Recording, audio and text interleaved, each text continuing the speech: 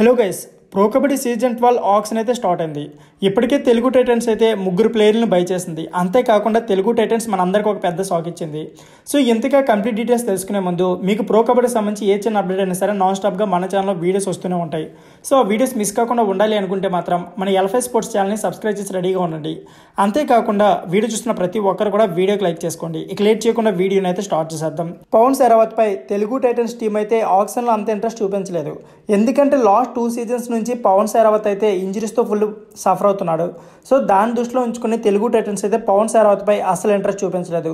పవన్ శరావత్ 59.5 లక్షలకు తమిళ టైమ్స్ అయితే తీసుకుంది. 60 లక్షల కంటే తక్కువ ప్రైజ్ ఉన్నా సరే పవన్ శరావత్ పై తెలుగు టైటన్స్ అయితే అస్సలు ఇంట్రెస్ట్ చూపించలేదు. ఎఫ్బిఎం కార్డ్ యూజ్ చేయలేదు, అంతేకాకుండా ఆక్షన్లో కూడా పార్టిసిపేట్ చేయలేదు. అయితే తెలుగు టైటన్స్ ఈ ఆక్షన్లో భరత్ బుడాను 81 లక్షలకే తీసుకుంది.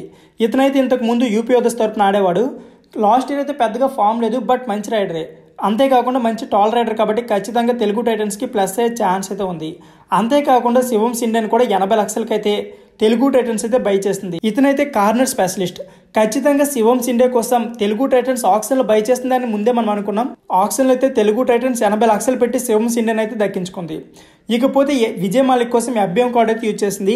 ఇది ఒక బెస్ట్ బై అని చెప్పుకోవచ్చు. నేను చేసిన ప్రతి వీడియోలో కూడా విజయ్ మాలిక్ని ఎఫ్బిఎం కార్డ్ యూజ్ చేసి తీసుకుంటుందని నేనైతే ముందే చెప్పాను. సో మనం చెప్పుకున్నలాగే విజయ్ మాలిక్ కోసం ఎఫ్బిఎం కార్డ్ అయితే యూజ్ చేసింది తెలుగు టైటన్స్. కేవలం 51.5 లక్షలకే ఎఫ్బిఎం కార్డ్ యూజ్ చేసి తెలుగు టైటన్స్ అయితే విజయ్ మాలిక్ తీసుకుంది. విజయ్ మాలిక్ వల్ల మనకి అతను ఒక ఆల్రౌండర్స్తో పాటు ఒక మంచి క్యాప్టెన్ కూడా. సో ఫ్రెండ్స్, ఇప్పటివరకు తెలుగు టైటన్స్ అయితే వీళ్ళని బై చేసింది.